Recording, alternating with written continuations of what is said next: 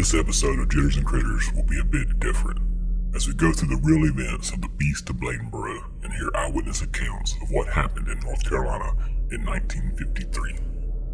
Bladenboro, situated amidst dense pine forest and swamps in the southern reaches of North Carolina, serves as a quaint community with a notable history.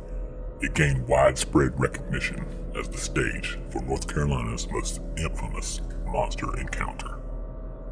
In Bladen County's town of Clarkton, on December 29, 1953, a local resident was alerted by the distressed sounds of neighboring dogs.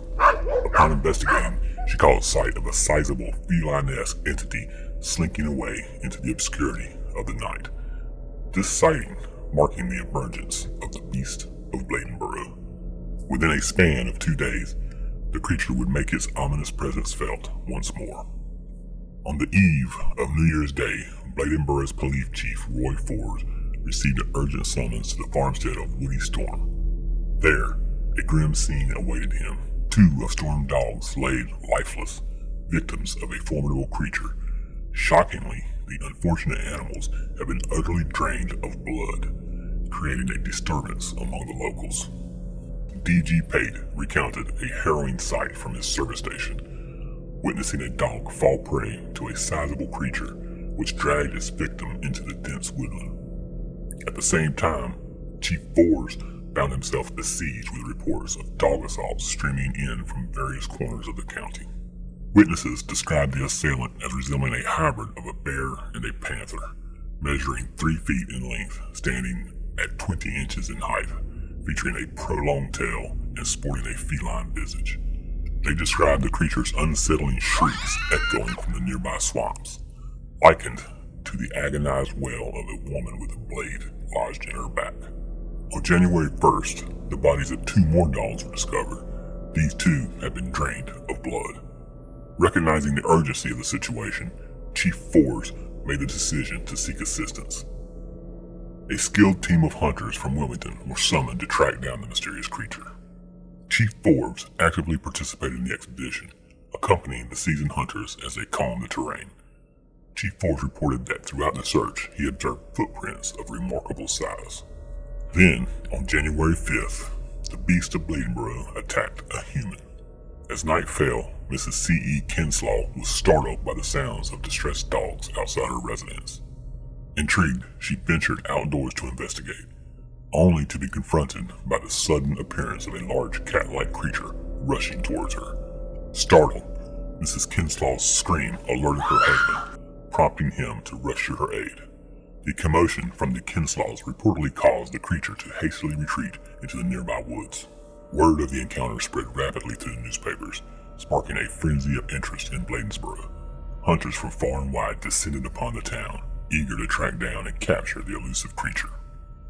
An influx of over 600 men, some traveling from as far as Tennessee, inundated the area. Among them, a group of fraternity brothers from UNC Chapel Hill arrived, armed and determined to claim the beast's head as a trophy for their wall. But nobody knew exactly what they were hunting. Most of those who had descended on Bladen County thought that the only way to find out for sure what the beast was would be to kill it. The atmosphere in the town was fraught with terror. E.V. Butler, who resided in Bladensboro during that period, recollected, "Nightfall instilled fear in these parts. As dusk descended, the entire west side of the town retreated indoors, venturing out only when absolutely necessary." The apprehensions surrounding the creature had tangible repercussions for Mr. Butler and his family. He explained, "We lived beyond the town limits back then, and nearly every household had an outdoor privy.